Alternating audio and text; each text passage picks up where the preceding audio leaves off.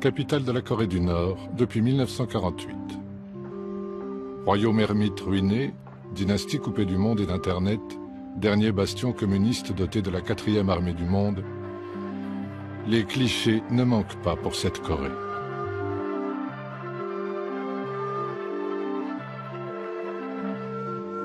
Mais que savons-nous vraiment de ce pays? Sinon qu'en fait, il y a deux Corées.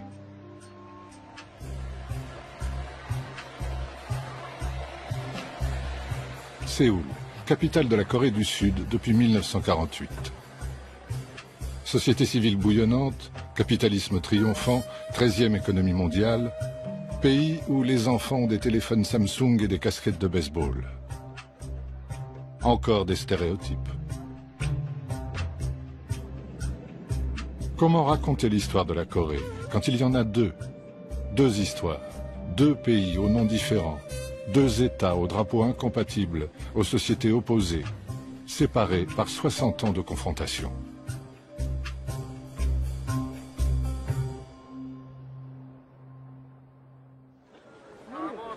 Les championnats du monde de taekwondo montrent une autre Corée du Nord. 800 sportifs de 80 pays sont présents. Mais pas de Coréens du Sud. Ils n'ont pas le droit de se rendre chez le frère ennemi. Ils ne peuvent pas voir le nouveau Pyongyang avec ses portables, ses échoppes, ses échanges et même ses publicités. Entre Sud et Nord depuis 3 générations, toute rencontre, tout coup de téléphone, toute lettre est une affaire d'État.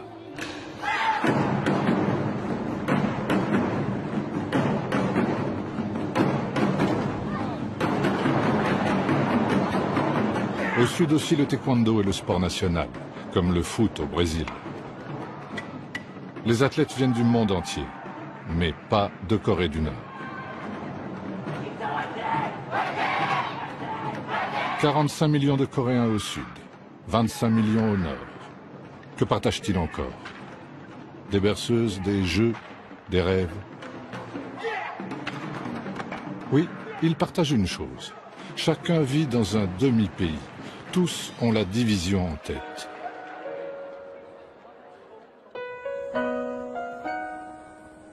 Depuis 1945, la DMZ, zone démilitarisée, ultra-militarisée, sépare la nation coréenne comme une immense blessure de guerre.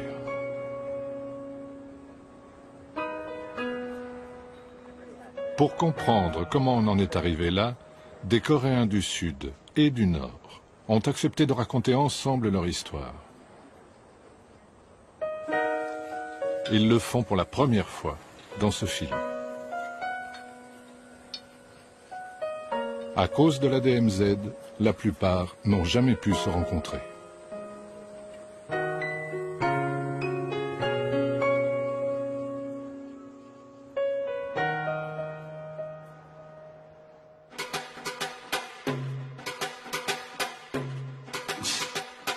Au taekwondo, chaque mouvement a une signification.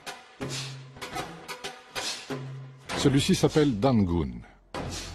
Dangun fut le premier Coréen, né selon la légende il y a 5000 ans, de l'accouplement entre le fils du ciel et une ours devenue femme. Ce mythe fonde l'idée d'une nation coréenne unie. En Corée du Sud, l'anniversaire de Dangun fut longtemps férié.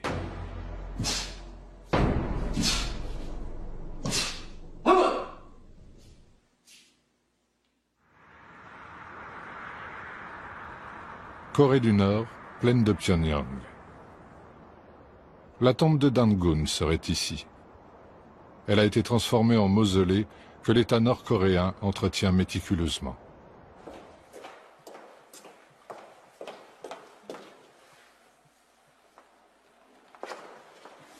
Ici, nous avons la boîte qui contient l'esprit de Dangun. Nos ancêtres ont créé des traditions autour de la figure fondatrice de Dangun. Tous les visiteurs viennent ici et réalisent que nous sommes un seul peuple descendant de Dangun, qui doit être réunifié. Nous parlons la même langue, nous habitons le même territoire, ça fait réfléchir.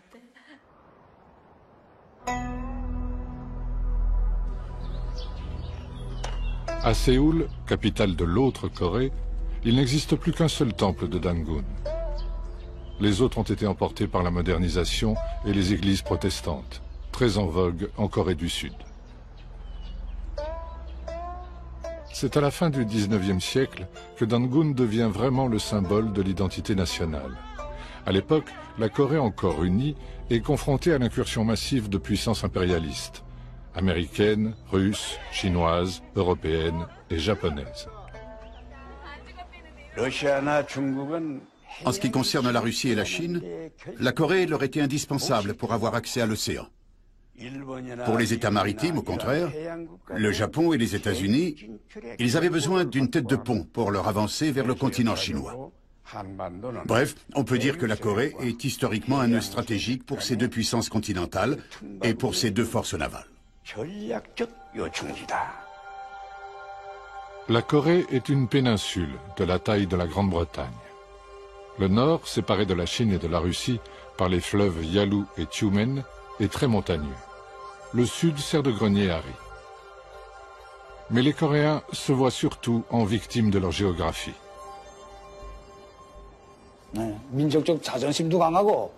Oui, notre nation a un sens aigu de la dignité nationale et de la fierté.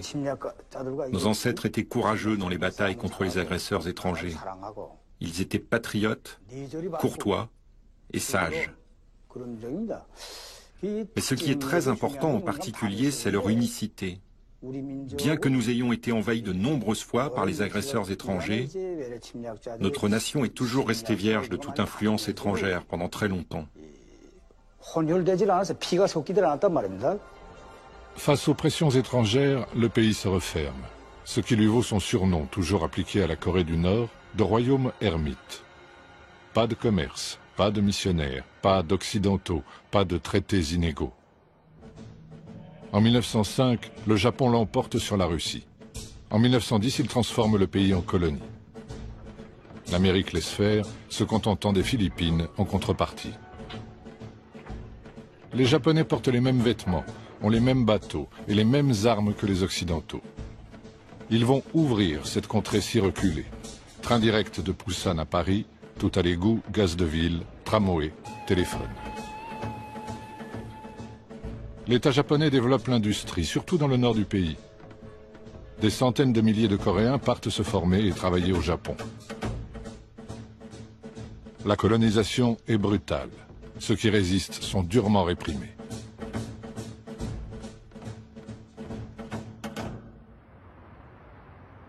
La mairie de Séoul est un des principaux vestiges de l'occupation japonaise.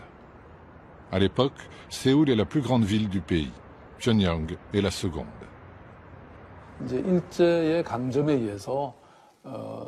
Sous la colonisation japonaise, Séoul a été modernisée de force.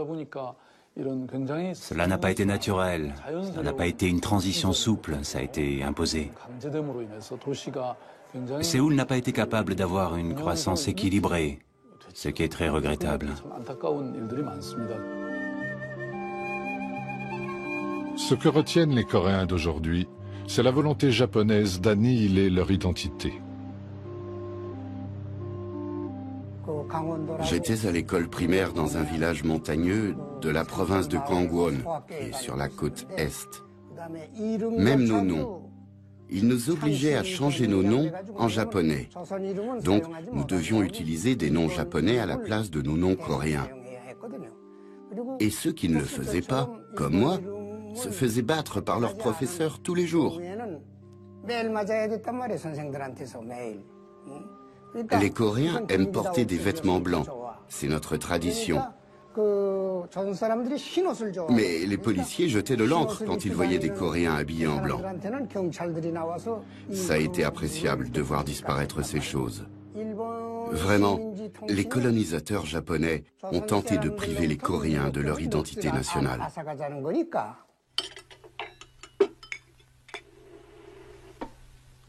La colonisation provoque la division entre Coréens. Le Japon colonial s'appuie sur les grands propriétaires terriens. En réaction, d'autres se rebellent. Comme le montre cette toute première fiction nord-coréenne de l'après-guerre. C'est un terreau révolutionnaire. 너희들은 개만도 못한 것들이야. 개도 사흘을 치면 주인을 알아본다는데 그놈의 새끼들이 금방지게 마음은 살아가지고 친구가.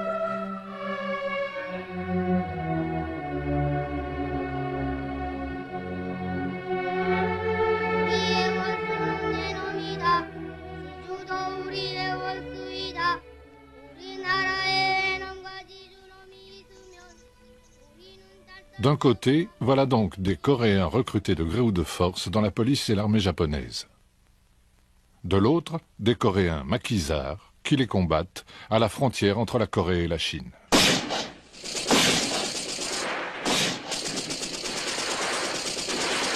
Un des résistants les plus connus s'appelle Kim Il-sung.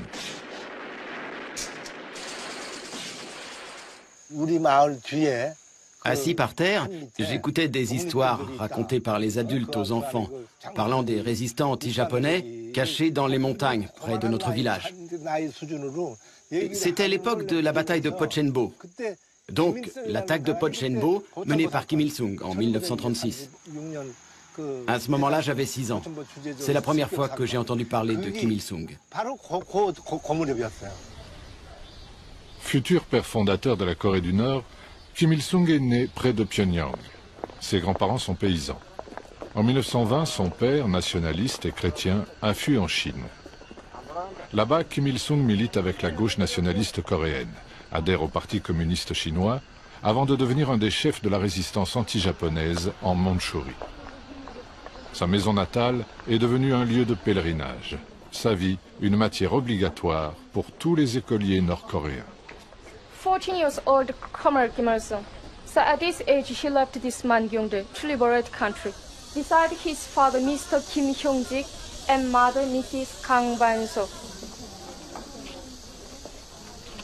Kim Il-sung began as a communist, but Kim Il-sung était un communiste, mais en Asie de l'Est, le communisme ne servait pas à résoudre des problèmes sociaux, mais à acquérir l'indépendance nationale. Il s'agit de mettre fin à la dépendance vis-à-vis de l'étranger et de créer un État puissant. Le communisme est-asiatique et le communisme coréen en particulier sont très nationalistes. This Mangyongdae not only native house, Comrade Kim Il-sung. It is our people's house. It is homeland of our revolution.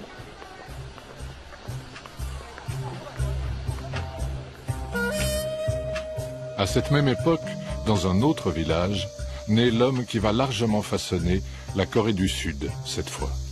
Park Chung-hee, futur père de l'essor économique.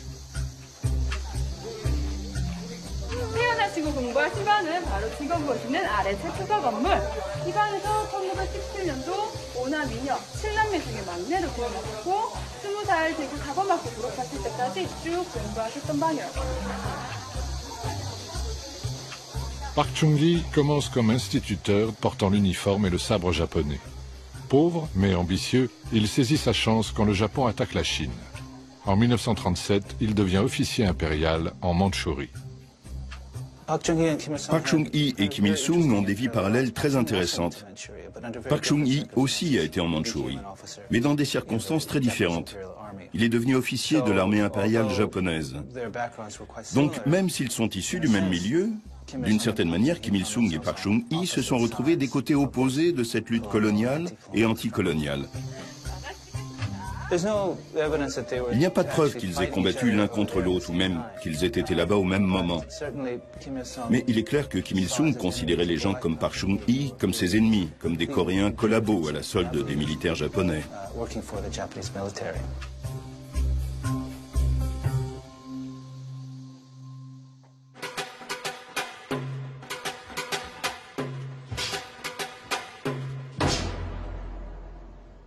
Ce mouvement s'appelle Sam-il. Il célèbre le début de la sanglante lutte des Coréens pour leur indépendance.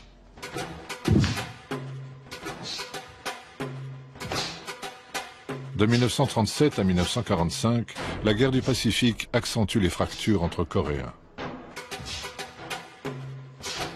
Mais lorsque le Japon perd la guerre, la Corée espère enfin retrouver sa liberté.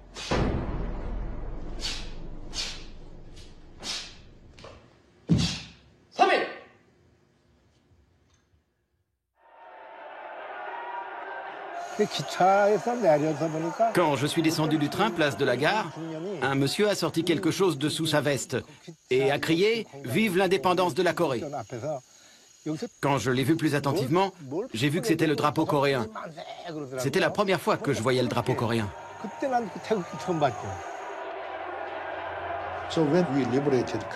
Après avoir libéré le pays, tout le monde était très exalté. Mais on ne savait pas vraiment quoi faire. Juste crier « Hurrah! Vive la Corée indépendante !» Et après ça, l'histoire s'est faite. La misérable histoire de la Corée. En 1943, à la conférence du Caire, puis en 1945 à Yalta, les Alliés se sont entendus sur une indépendance coréenne en temps voulu. En attendant, la Corée sera mise sous tutelle américaine et soviétique. Suite à l'effondrement japonais, les troupes soviétiques arrivent par le nord. Comme convenu, ils laissent les Américains occuper la moitié sud du pays. Deux diplomates américains dessinent à la va-vite une ligne de démarcation nord-sud, le long du 38e parallèle, afin de récupérer Séoul en zone américaine. L'Allemagne a été divisée car c'est elle qui a commencé une guerre agressive. Et elle l'a perdue. Nous, notre division nous a été imposée par des puissances étrangères. Nous n'y étions pour rien.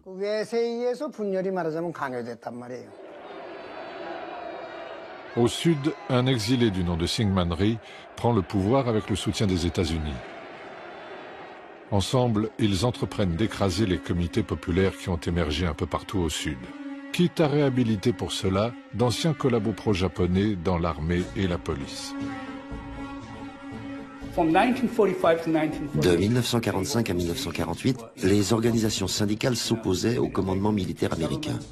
Les fermiers se révoltent contre la présence américaine, qui échoue en particulier à distribuer correctement la nourriture ou à faire avancer la réforme agraire. L'opposition ouverte entre gauche et droite se radicalise. La tension est très forte et finalement le commandement militaire américain a pris fait et cause pour la droite. La répression fera des dizaines de milliers de victimes.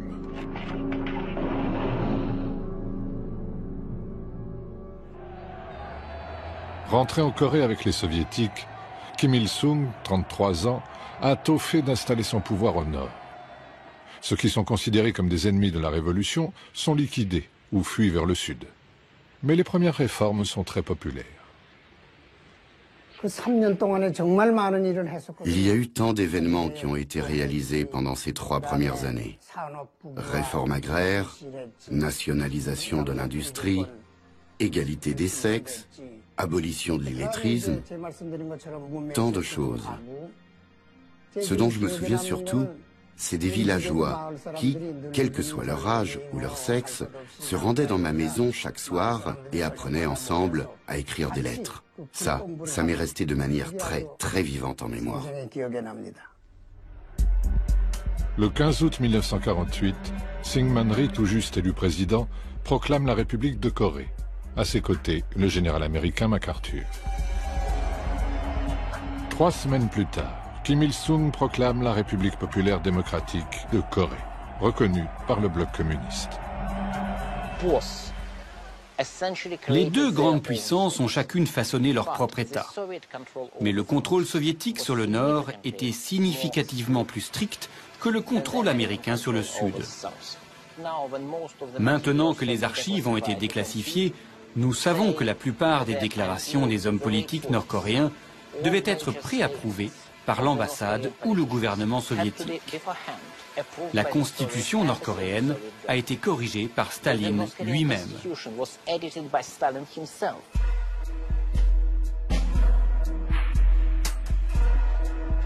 Des deux côtés, on s'arme.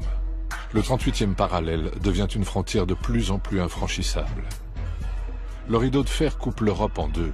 Ici, la guerre froide fait d'un pays 2 États, 2 mondes, 2 visions radicalement opposées, prêts à mourir pour réunifier leur pays.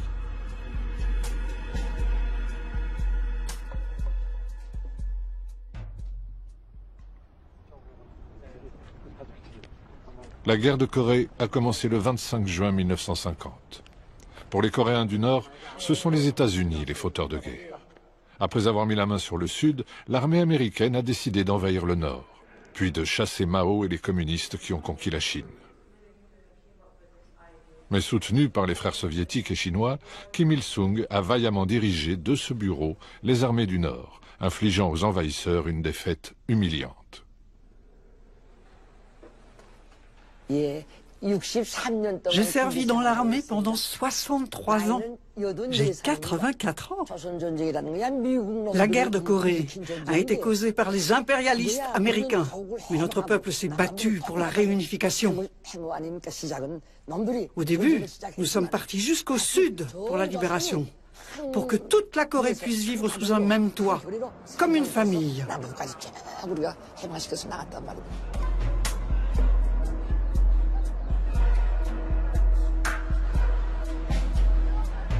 En Corée du Sud, l'imposant mémorial de la guerre raconte l'autre version de cette histoire. Le 25 juin 1950, après avoir finalement obtenu la permission de Staline et de Mao, Kim Il-sung attaque le Sud pour imposer une réunification par les armes sous un régime communiste.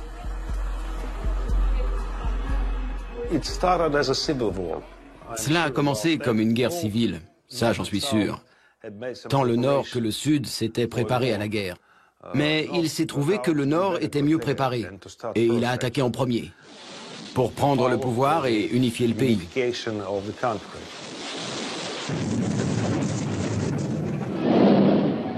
Ensuite, c'est devenu une guerre internationale.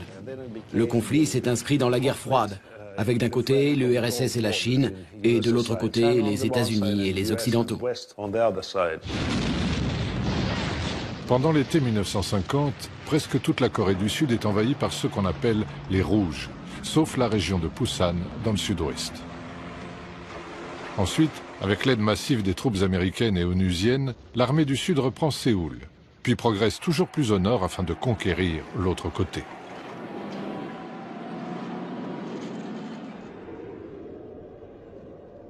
Décembre 1950. Les premiers GIs arrivent à la frontière entre la Corée du Nord et la Chine. À Pékin, Mao l'a plusieurs fois répété. Les troupes américaines aux portes de la jeune Chine communiste sont un casus belli. Quand les États-Unis ont attaqué notre pays, la Chine nous a envoyé ses fils et ses filles, et même le fils du président Mao. On pensait qu'une Corée du Nord plus puissante grâce à notre soutien empêcherait les Américains et les Sud-Coréens de s'approcher de notre frontière. Connaissez-vous le chant de l'armée des volontaires? Vaillants et remontés, franchissons le fleuve Yalu. Défendons la paix et la patrie.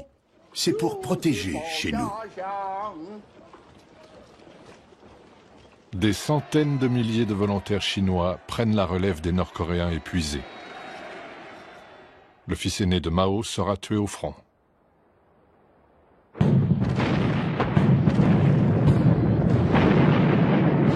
Le reflux américain tourne à la catastrophe. Les GIs qui ne sont pas submergés par les vagues de soldats chinois gèlent sur place. Là où ils le peuvent, ils embarquent hommes et matériels et quelques milliers de réfugiés coréens en haillons. Le port était surencombré de tous ces habitants de l'agglomération de Wonsan. Et tout le monde ne pouvait pas monter à bord. Moi, comme j'étais tout seul, je pouvais monter sur le navire à la sauvette. Je croyais que je pourrais rentrer au bout d'une semaine. J'étais parti avec un livre. Ça n'était pas pour partir à cause d'une question de liberté, seulement pour une question de survie. Il y avait des rumeurs comme quoi, si on restait, on serait bientôt mort, ou qu'une bombe atomique allait nous tomber dessus.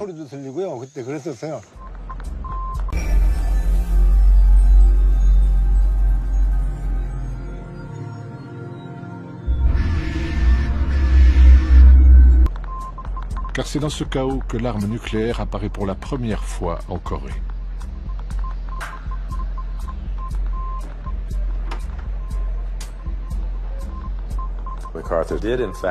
MacArthur a effectivement demandé une vingtaine de bombes atomiques au président Truman. Truman lui a refusé. C'est une des raisons qui mènera plus tard au renvoi de MacArthur en avril 1951. Pour MacArthur, ces 26 bombes atomiques devaient vitrifier la frontière sino-coréenne. Cela bloquerait les renforts de Pékin et couperait la Chine communiste du reste du monde. Des plans détaillés sont élaborés. Des bombardiers effectuent des arcs d'approche. Ils lâchent même des leurres au-dessus du nord pour tester leurs impacts. J'imagine ce que c'était que d'observer depuis les bunkers nord-coréens ces bombardiers B-29 arrivés du Japon, sans savoir s'ils allaient lancer une vraie bombe atomique ou une fausse. Pour éviter une troisième guerre mondiale, l'option nucléaire est abandonnée. À l'été 1951, le front se stabilise plus ou moins à son point de départ. La guerre devient une guerre de tranchées. Pour faire plier la Chine et la Corée, le bombardement systématique du Nord commence. L'US Air Force a répertorié les destructions par bombardement. Les chiffres sont clairs. En moyenne, elles étaient plus importantes en Corée du Nord qu'au Japon et en Allemagne pendant la Seconde Guerre mondiale. Les Coréens du Nord ont perdu très tôt le contrôle du ciel. Alors ils ont commencé à s'enterrer. On trouvait sous terre des industries, des écoles, des usines et même des pistes de décollage. À Pyongyang, il n'y avait plus rien. C'était des ruines. Il n'y avait plus une seule maison debout. Tout le monde vivait à moitié sous terre. C'est là que les élèves allaient à l'école. Et c'est là que le peuple coréen s'est mis à reconstruire. Des brigades reconstruisaient les voies ferrées, mais aussi les routes. Les Coréens n'étaient pas morts, mais bien vivants.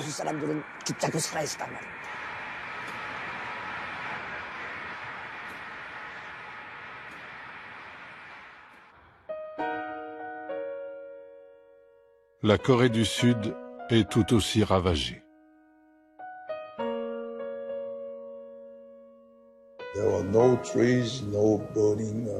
À la fin, il n'y avait plus d'arbres, plus de buildings, plus de rationnement, rien. On ne pouvait rien faire parce que tout était détruit et les gens étaient ignorants, pas éduqués. Et au printemps, chaque année, il n'y avait plus rien à manger. C'était une époque très difficile. Personne n'arrive à imaginer ça aujourd'hui. En 1953, Staline meurt. L'étau de la guerre froide se dessert. Coréens du Nord, Chinois et, au nom de la Corée du Sud et de l'ONU, les Américains, signent un armistice, mais pas de traité de paix. Juridiquement, la guerre n'est toujours pas finie. La guerre de Corée a fait entre 3 et 4 millions de morts. Elle fut l'une des plus sanglantes de l'histoire avec ses atrocités des deux côtés, ses exécutions publiques, ses charniers et ses millions de réfugiés.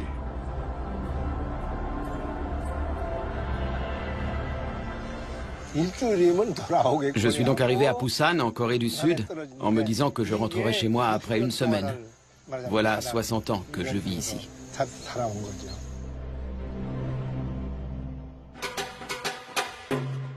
Ce mouvement s'appelle Juche. Idéologie politique de la Corée du Nord, le Juche affirme que les Coréens sont maîtres d'eux-mêmes et de leur destin. La nation s'incarne naturellement dans le leader suprême. Ce mélange d'autosuffisance et d'autodéfense, très différent du marxisme orthodoxe, résonne fortement chez les Coréens. Au Sud, le Juche est strictement interdit, mais ses dirigeants cherchent eux aussi une voie nationale autonome.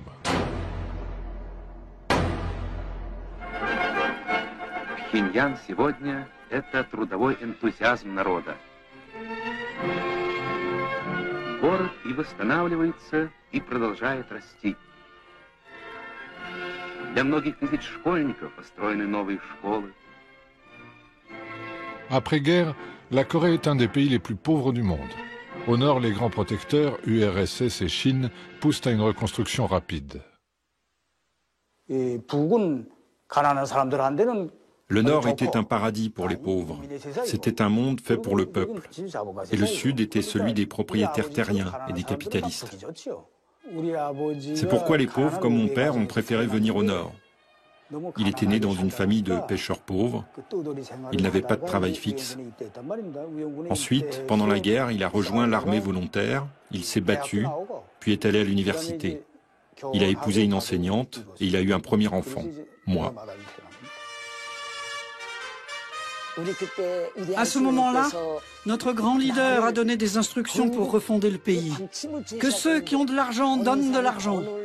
Que ceux qui maîtrisent une technique l'utilisent. Que ceux qui ont la force physique s'en servent. Telles étaient ses instructions pour reconstruire le pays. Nous les avons suivies et c'était vraiment extraordinaire. Le tout-puissant Parti des travailleurs de Corée ordonne la collectivisation de l'agriculture, de l'artisanat et de la plupart des PME.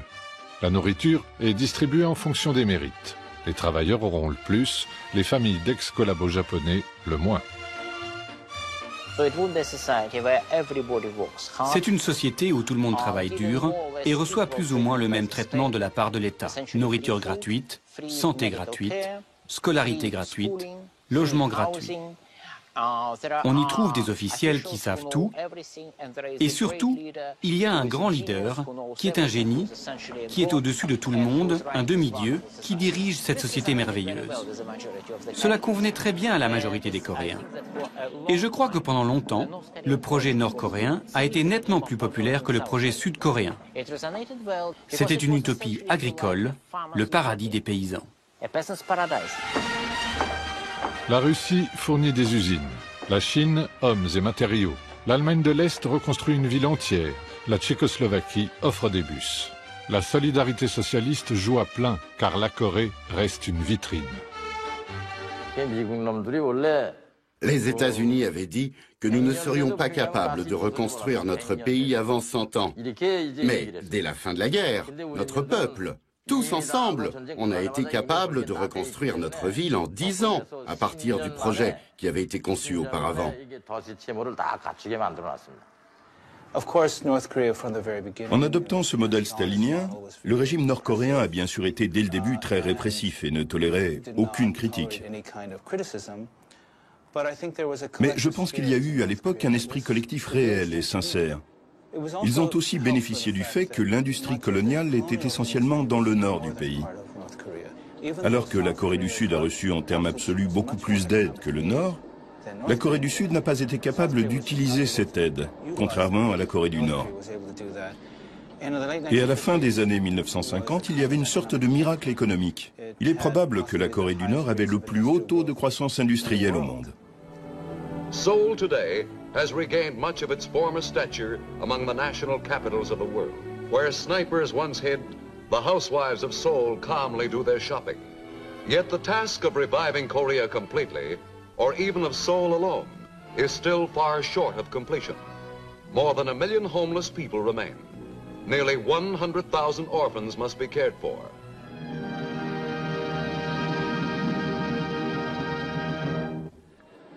La Corée du Sud est certes 2 fois plus peuplée que le Nord, mais c'est un pays agricole très arriéré.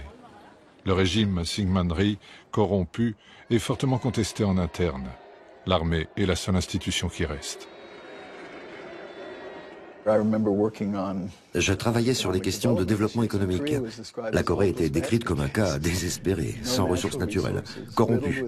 Et ce qu'il y a de plus drôle a posteriori, c'est qu'elle semblait murée dans un confucianisme qui enseigne aux messieurs à ne pas travailler, à s'habiller en blanc et à porter les ongles longs pour afficher leur mépris du travail manuel.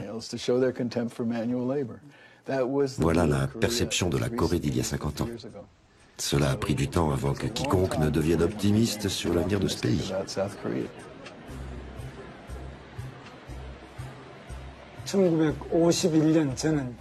Je suis né en 1951, pendant la guerre. Nous avions toujours faim. Nous étions en loc, on était malade. Et si on était malade, il n'y avait aucune chance de pouvoir aller dans un hôpital, car il n'y en avait pas.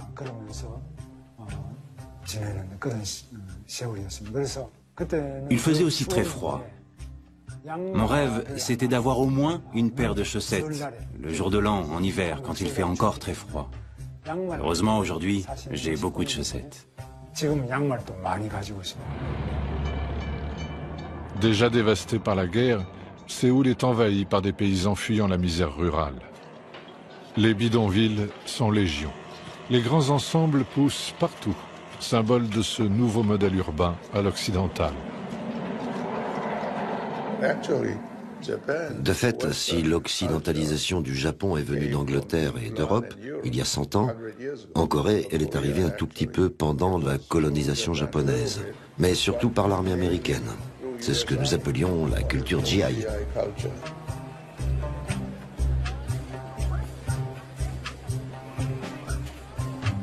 Ceux qui croient en leur pays sont les premiers entrepreneurs sud-coréens.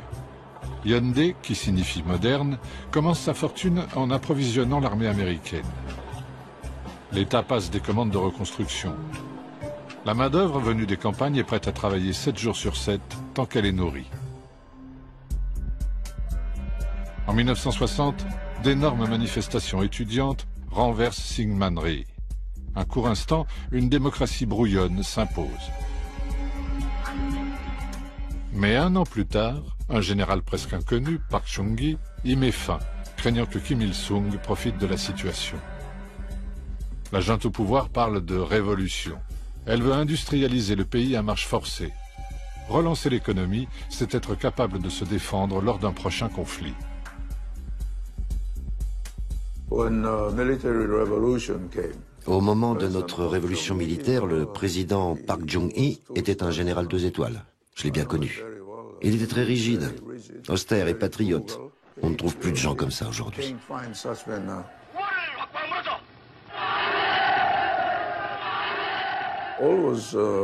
Tout l'enjeu, c'était la compétition avec la Corée du Nord. Nous avions 600 000 hommes sous les drapeaux, et à cette époque, il y avait encore beaucoup de divisions américaines dans notre pays. Il y avait aussi beaucoup d'aides militaires. Il fallait défendre notre pays car on ne savait jamais. Nous avions toujours à l'esprit la Corée du Nord. Park se compare à Bismarck, Napoléon ou Atatürk. Il commence par rassurer Washington, inquiet que son frère ait jadis été un insurgé communiste. Il envoie des milliers de mineurs et d'infirmières en Allemagne, qui rapportent des devises au pays. Il lance un plan quinquennal, des industries lourdes, des exportations en tout genre. Hyundai, Samsung ou Daewoo, ces grands groupes multifonctions, sont aidés à condition de suivre les exigences de l'État. Nous avions besoin d'investissements pour développer notre pays. Ce que Park Chung-hee a fait, c'est de normaliser les relations avec le Japon, ce qui lui a permis de recevoir 300 millions de dollars de réparation de guerre et 200 millions de prêts. Et ça, il s'en est servi pour financer des projets, comme la construction d'autoroutes pour Hyundai, des bateaux pour Hyundai. Ainsi, ils ont pu commencer avec de l'aide. À partir de 1965, Park envoie 2 de ses meilleures divisions soutenir l'Amérique au Vietnam. Leurs salaires servent à l'État pour ses projets de développement. Cela permet aussi de garantir le soutien de Washington le long de la DMZ.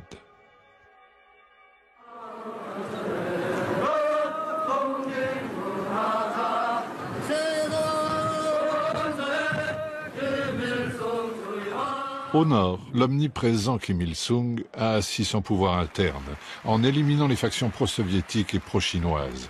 Son objectif, ne plus dépendre des grands voisins. La rivalité sino-soviétique est la meilleure chose qui lui soit arrivée. Elle lui a permis d'obtenir des financements fréquents de la Chine et de la Russie en récompense de sa neutralité. Il a très bien joué de l'un contre l'autre.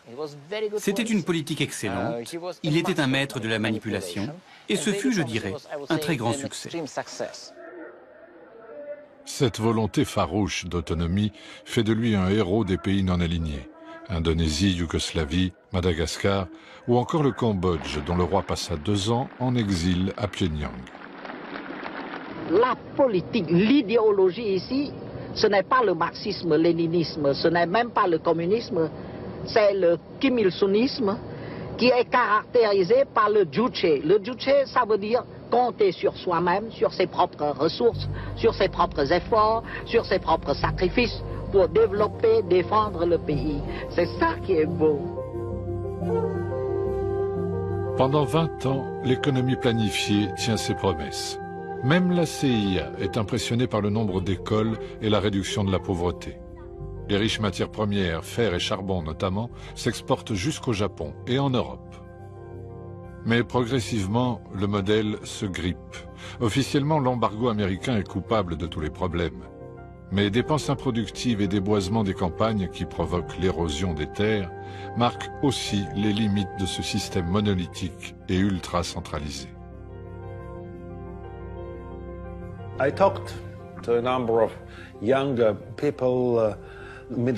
J'ai parlé avec un certain nombre de jeunes de la nomenclatura à l'époque. Ils avaient une vision très manichéenne du monde. Voici les qualités qui étaient privilégiées pour faire carrière dans le système nord-coréen.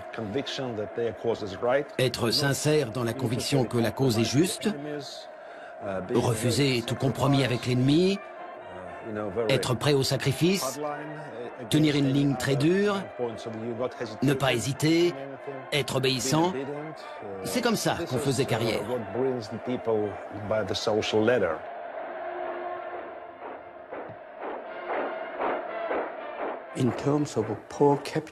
En termes de revenus par tête, la Corée du Nord a été plus riche que la Corée du Sud jusqu'en 1975. C'est en 1975 que nous avons atteint tous les deux, Nord et Sud, environ 500 $ par tête de revenus annuels. À cette époque-là, c'était beaucoup d'argent pour la Corée.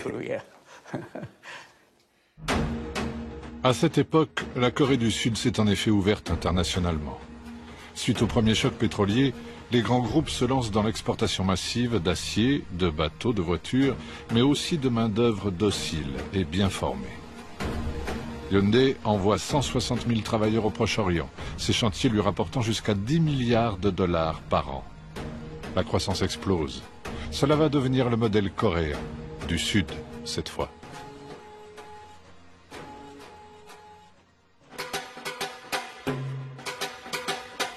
Ce mouvement s'appelle Tong-il, réunification. C'est le souhait du peuple coréen depuis 1945. Guerre de Corée et guerre froide ont rendu impossible l'unification par les armes. Mais pour se rapprocher, encore faut-il se rencontrer, se parler, réfléchir à une solution. Ce qui n'a rien d'évident quand le 38e parallèle reste hermétiquement fermé.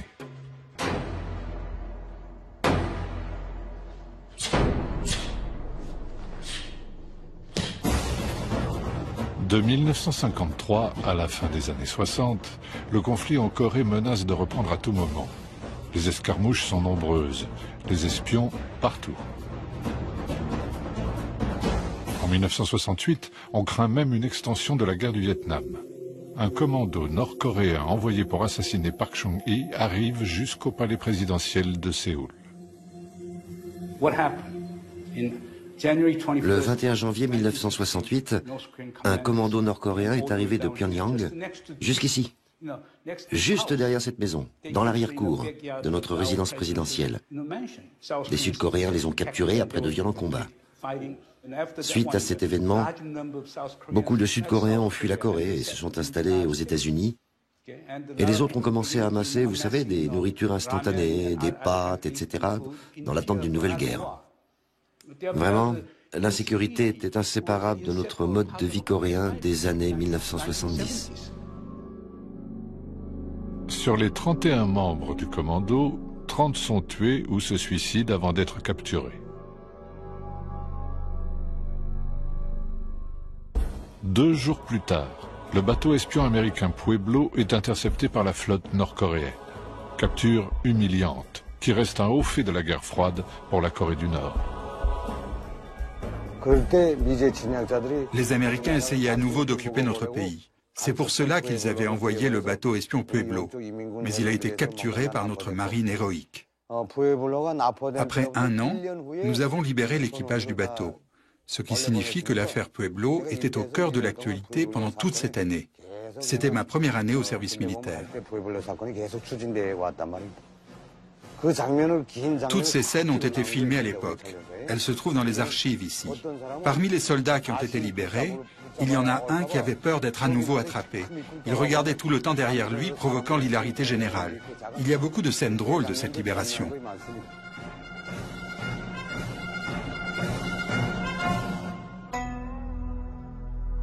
En 1971, le monde change. Après les crises de Cuba et de Prague, l'heure est au dégel. En Asie, les États-Unis se rapprochent de la Chine. Le président Nixon, protecteur de la Corée du Sud, rencontre Mao, allié de la Corée du Nord. Craignant de faire les frais de ce rapprochement, Park Chung-hee décide d'envoyer le chef de la redoutable KCIA, les services secrets sud-coréens, rencontrer Kim Il-sung. Kim Il-sung envoie en retour son propre frère à Séoul. Les contacts sont top secrets, jusqu'à une grande conférence de presse qui surprend tout le monde. 남북 공동성명 첫째, 통일은 외세에 이존하거나 외세의 간섭을 받음이 없이 자주적으로 해결하여야 한다. 둘째, 서로 상대방을 반대하는 무력 행사에 이거하지 않고 평화적 방법으로 실현하여야 한다. Au nord, la réunification reste un thème très porteur. Pyongyang a accepté l'existence de deux systèmes. Comme le montre cette fresque, Kim Il-sung propose dès 1970 un État fédéral pour chapeauter nord et sud, si différents. C'est ce que promeut sa diplomatie à travers le monde.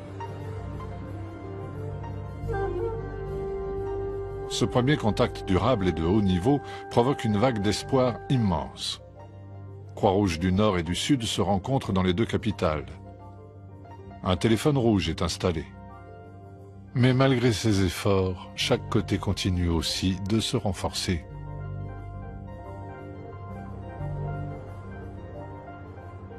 En 1973, la CIA nomme un nouveau chef de station à Séoul. Son contact local était le bras droit de Park Chung-hee, Lee Woo-rak lui-même. Je l'ai appelé. Alors, comment c'était d'être en face de votre ennemi de toujours? Et il m'a dit, c'est un homme très fort. C'est un sacré bonhomme. Il est le seul à décider. Il était très positif. Lee Woo-rak voyait les contrôles que Kim Il-sung exerçait sur son peuple comme quelque chose de positif. Il est revenu voir Park Chung-hee et lui a dit, si nous voulons discuter avec eux d'égal à égal, nous devons nous aussi imposer des contrôles comme ça chez nous. Lee Woo-rak a rapporté de sa rencontre avec Kim Il-sung le pire des messages. Dans la foulée, Park Chung-hee promulgue en effet une nouvelle constitution taillée sur mesure, se déclare président à vie et renforce la répression. Dans ces années-là, 1970-1971, j'ai été arrêté par la police. J'ai été emprisonné dans la maison de détention. En ce qui me concerne, j'ai connu toutes les salles de torture qui existaient. Celle de l'armée, celle des services secrets, la KCIA, celle de la police, et même une salle secrète de torture. La cible la plus célèbre du régime est Kim Dae-jung. Cet opposant de gauche, très populaire, a failli remporter les précédentes élections contre Park Chung-hee. Kim Dae-jung survivra à plusieurs tentatives d'assassinat et deviendra un grand homme d'État. Mais la réalité violente de la péninsule a tôt fait d'emporter les rêves d'un rapprochement rapide. En 1974, lors d'un discours de Park, un homme a tenté de tuer le président. Son garde du corps réplique. Madame Park est tuée par une balle perdue. Le Sud accuse le Nord d'être derrière le meurtre. La peur est de retour.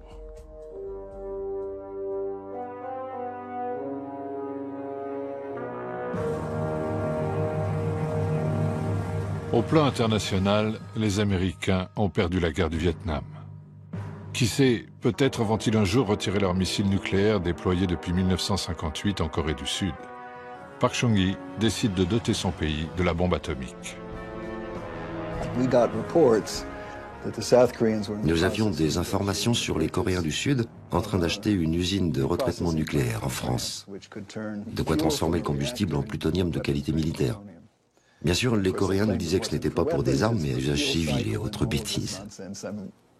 Donc, nous avons contacté le gouvernement français, on leur a dit « Écoutez, nous avons toujours 40 000 hommes le long de la DMZ. S'il vous plaît, ne déstabilisez pas la situation. » Le contrat a finalement été annulé.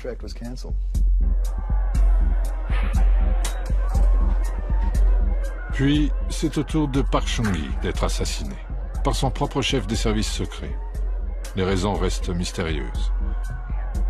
La foule pleure celui qui l'a aidé à sortir de la misère.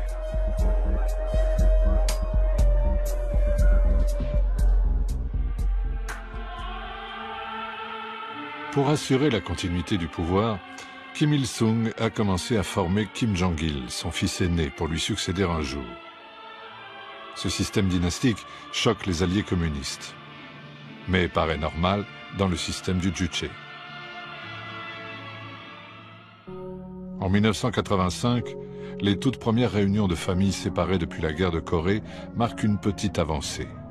Le Nord livre aussi du riz après des inondations au Sud, ce qui n'empêche pas des attentats épisodiques, mais très violents contre le gouvernement militaire de Séoul. Globalement, le Nord paraît stable. C'est le reste du monde qui change. Après avoir rencontré Gorbatchev la première fois, je crois que c'était en octobre 1986, Kim Il-sung est rentré chez lui avec la conviction que tout cela n'allait pas bien se terminer. Il se sentait seul. Il était assez expérimenté pour comprendre que personne n'allait le défendre une fois que le système socialiste allait changer.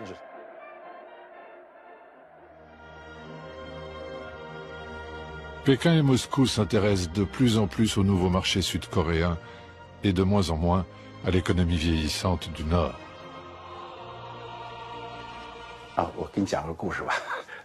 Je vais vous raconter une histoire vraie. Mao avait offert des chasseurs MiG-25 à la Corée du Nord. Après un certain temps, il fallait faire une révision générale de ces avions. Mais à cette époque, la Chine s'était déjà convertie à l'économie libérale. L'usine chinoise leur dit donc « Nous pouvons le faire, mais qui va nous payer ?» La Corée du Nord répond « Les avions ont été offerts, la révision est-elle payante? Sommes-nous encore des frères ?» Un rapport est fait à l'attention de Deng et devinez ce que Deng répond. Maintenant, nous sommes aussi des marchands d'armes. Nous devons faire du business. Les Nord-Coréens se sont vraiment mis en colère.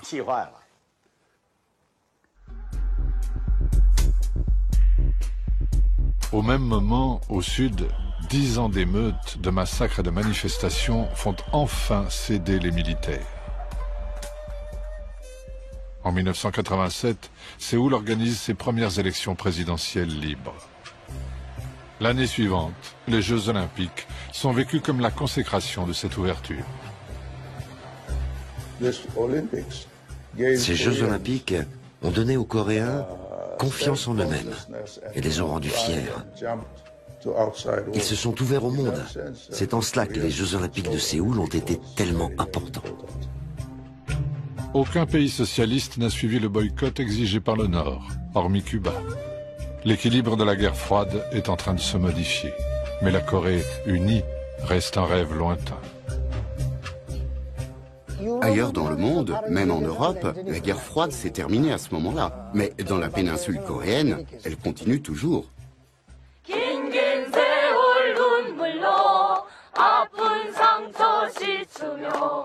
통일의 한이가 파도쳐 설레이네